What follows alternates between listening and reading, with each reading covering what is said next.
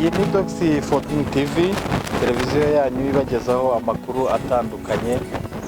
Uyu munsi rero tukaba tugiye kubagezaho amakuru ajyanye n'igihingwa cyitwa igisura.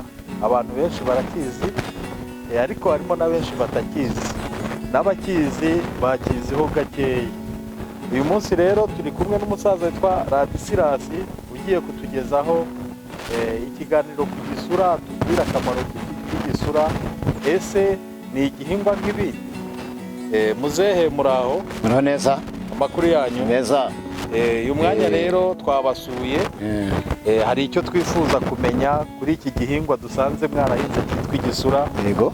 Ese igisura ubundi kera bajyaga bavuga bakangisha umwana wanyaye ku buriri bati turagukubita igisura cyangwa turakubabisha igisura. Ese ko mbona igisura gihinze ku bwinshi, igisura gifite akamaro mu by'ukuri? Gifite akamaro kenshi cyane. Ni ikiribwa. Igisura ni ikiribwa. Kiribwa ku buryo bwinshi. Kimara abantu inzara, cyangwa se ukakirya ushaka kwivura indwara runaka. Niyo ngo uragifata ukagisoroma, noneho ugakata imboga zacyo ukazigereka nko ku birayi cyangwa ku gitoki, uko imboga zindi ziribwa, cyangwa ukazikaranga ukwacyo. Ariko kugira ngo ukirye neza ukigereka ku byo washatse gutegura utagikaranze, kuko burya biba ari ibiryo by'umwimerere. Rero ese muzehe, ubusanzwe igisura batubwira ko kibaba. Sinzi ubu se umuntu yagikoraho n'intoki ntagire ikibazo? Ikibazo wakigira. Ubundi iyo ugiye kugisoroma wambara udupfukantoki, ariko ukambara udupfukantoki dukomeye, atari twa tundi tworoshye. Nta twa tundi two kwa muganga ntabwo watubona. Oya, kinjiramo kikaba cyakubaba, kandi iyo kikubabye urafuruta, ugira ikibazo. Noneho ugafata icyuma ukajya ufata gutya, ugafata ikibabi gutya ugakata. Hano hejuru nta mahwa ahari, amahwa ari hano hasi. Hejuru nta mahwa ahari. Nanjye nakoraho nta kibazo. Ntacyo waba. Nuko ukoze hasi cyane. Hejuru nta mahwa ahari. Rero ubwo ngubwo ndabyumvishe, wambara udupfukantoki. Yego. Warangiza ukajya ufata ikibabi ukagikata. Noneho se upfa kugira gutyo gusa, nta kuronga ugahita ushyira mu nkono ugateka? Ubundi kuronga ni byiza, kuko hariho nk'uko baronga izindi mboga. Urafata ukakironga. Ubundi si ngombwa ikibabi, uca n'imitwe. Urabona hano ko nagisoromye, urabona ko iki giciye umutwe, n'ahandi kikaba giciye umutwe. Ugufata hano hejuru ugakata gutya. Nubwo ngo ugiye guteka ntabwo utotora amababi, urakironga kikiri no ku gati kacyo, ugakata ukakironga. Wamara kukironga akaba aribwo ugikata. Cyambaye twa dupfukantoki. Yego. Kuko utatwambaye ntabwo ukuntu wakura muri ya mazi, nta kuntu wafata urimo gukata, nta n'ukuntu wagifata ushyira mu isafuriya. Ubundi amahwa, ubwo ni ukuvuga amahwa abakiriho ashobora kuba yakuroha. Ariko iyo kimaze gukubitwa n'umwuka, amahwa ashiraho. Izo mpungenge rero nari nzifite. Ubwo nibazaga, ese iyo umaze kugiteka, ko twirinze gukora hasi, kuko hasi hari amahwa. Arahari, gari urayabona. No kuronga birinda gukoraho kuko amahwa akiriho. Noneho nari nibajije niba ese iyo umaze kugiteka, ko haba hakiriho amahwa, wakirya ntikiguharure mu muhogo? Amahwa aba yashizeho, akubitwa n'umwuka ibiri mu isafuriya. Amahwa aba yarangije gushiraho kare. Urarya ntugire icyuho. Nta kiba rwose, amahwa aba yashizeho. Hariho ukundi nanone bakirya. Uragifata ugaca uriya mutwe, washaka n'ariya mababi yo hasi ariya akomeye, nayo ukayasoroma, ukayafata ugashyira ku kintu, ku mufuka cyangwa ku ntara.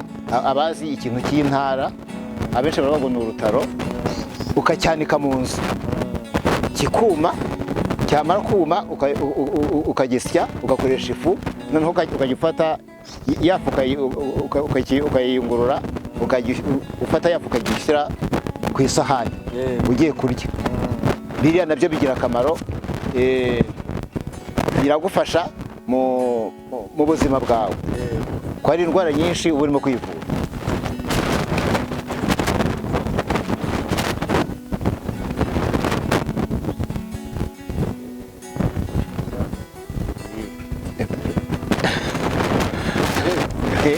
unkoze hejuru kikaba kimfashe. ubwo impamvu rero kikubabye wafashe cyane, noneho uhuza ibibabi, cya kibabi cyo hakurya amahwa yinjiramo yaguhingukaho inyuma. Kiraryana cyane. Kera ababyeyi bagikubitaga abana ngo batazongera kunyara ku buriri, ariko ubu nuko byari ibya kera, ariko ubu ngubu kimukubisa umuhemukiye. Ukurikije uburyo kimba kugikubita umuntu byo ni ibindi. Hari ubu ugikubise umujura abanza atazongera, ntabwo yakongera kwiba, kuko ubu bakigukubise umubiri wawe urafuruta cyane, urabyimba cyane. Bakunzi ba Doxfortim TV, turongera kwibutsa yuko twasuye umusaza Ladislas, umuhinzi w'ibisura n'ibibonobono, kandi uzi akamaro kabyo. Hari ibyo rero amaze kutugezaho, ariko hari ibindi tugifitiye amatsiko dushaka kugira ngo tumubaze. Ese Muzehe Ladislas, ujya gufata igitekerezo cyo guhinga igisura wabikuye hehe? Ubundi nari nzi ko igisura bakirya nk'uko umuntu akenera dodo, isombe, ibintu nk'ibyo cyangwa amashu, ariko nyuma nza kumenya ko kigira n'umuti. Hanyuma ubwo byabaye ngombwa ko ngifata ndagihinga kugira ngo njye nkoresha n'uwo muti igihe nagize indwara runaka. Ese watubwira nk'indwara ebyiri igisura cyaba kivura? Icya mbere ni igifu, kandi gituma amara akora neza. Kwa kundi umuntu yumva agugariwe mu nda, iyo wakiriye amara akora neza, ntabwo ibyo kugugarirwa mu nda bivamo. Kandi gituma n'ubwonko bukora neza. Ese ko nabonye hano hari abana batoya, nta mpungenge y'uko umwana ashobora kuza akagikoraho kikamubaba? Abana babibabwiye kugira ngo umwana ye kugikoraho, uramubwira ati kora kuri kiriya kibabi, yagikoraho, iyo yagikoze kikamubaba, waribwiriza nta nubwo yongera kugikoraho. Ni nk'uko kera iyo umwana yakundaga, iyo wangaga ko azashya akoze ku muriro, yagendaga ukamukozaho ku gashirira gatoya, iyo agashirira kamukoragaho yatinyaga umuriro, yatinyaga ibishirira ku buryo atajya mu muriro. Nanjye kuko ndibuka ko kera mama yigeze kumpa igikara, gushyira igikara ahantu ngikozeho ndashya, ariko kuva icyo gihe nahise ntangira gutinya umuriro. Nibyo rero n'igisura nabyo ni uko. Nkurikije uburyo cyambabye, umwana muto yaramutse agikozeho byo urumva byaba ari ibindi bintu. Niyo yakina, niyo yagira ate, ntabwo ashobora kwiruka agana aho kiri. Usanga ahubwo bari mu kugikangishanya, ashuka abandi bana ngo bakoreho, nawe yakozeho uwo mwana nawe ntiyongere. Wese muze ubu ikindi ndimo kwibaza, ujya gutekereza guhinga igisura, ko wavuze ko urukuru wa kera bajyaga bagikangisha abana kugira ngo batanyara ku buriri. Wenda ntiwaba waragendeye kuri icyo ngicyo mbere y'uko umenya yuko igisura ari imboga? Nabyo nigeze kubikoresha. Umwana ntabwo ufata ngo ukubite, ukimukozaho gusa ku kibuno, ukamukuramo agakabutura, ukamukoza ku kibuno ngo ntazongere kunyara ku buriri. Noneho uvuga ngo iyo atekereje kujya kunyara ku buriri, yibuka cya gisura ntiyongere. Reka rero tuve kuri ibyo, twisubirire ku gisura nk'imboga. Ese igisura iyo ugitetse gishya mu gihe kingana iki? Ubundi mu mategeko y'imboga ntabwo imboga zigomba kurenza iminota 15 ku ziko. Nacyo nuko rero ikintu kirenze iminota 15 ni isombe, kuko isombe yo uyiriye itarashya ishobora kukwica. Ariko izi mboga izi ngizi zisanzwe ntabwo zirenze iminota 15 ku ziko. Iyo zirengeje zishobora kakamaro zari kukumarira kaba kavuyemo. Hari ukugera rero bajyaga bafata ibibabi by'ibishyimbo, umushogoro bakawugereka ku bishyimbo. Na dodo hari ukuntu bazifataga nazo bakazigereka ku bishyimbo, ukazirya atari ukuvuga ngo ni kwa kundi ufata ikijumba cyangwa se ubugari ngo urishe izo dodo, ku buryo ushobora kuzirya zonyine cyangwa se n'icyo gisozi ukakibuka n'umushogoro ukaba wabirya byonyine. Ese no ku gisura birashoboka?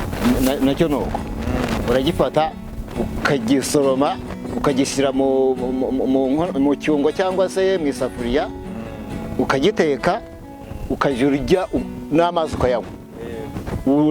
Urya imboga n'amazi kuko ntabwo wayamena ngo uyamene, ni umuti. Ni ukuvuga ngo urya za mboga ukanywa n'amazi zo byonyine nta n'ikintu washyizemo, ukereka kunyu konyine.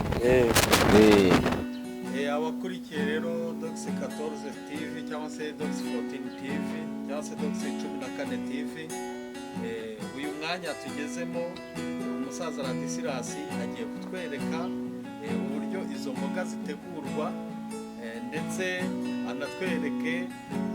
atwereke uburyo baziteka, uburyo bazikata, ndetse na nyuma yaho turaza kuzirya kugira ngo twumve nyirizina ese koko imboga z'ibisura ziraryoha nka dodo, nk'ibisusa, nk'inyabutongo. Ubwo rero ibyo nibyo tugiye gukora.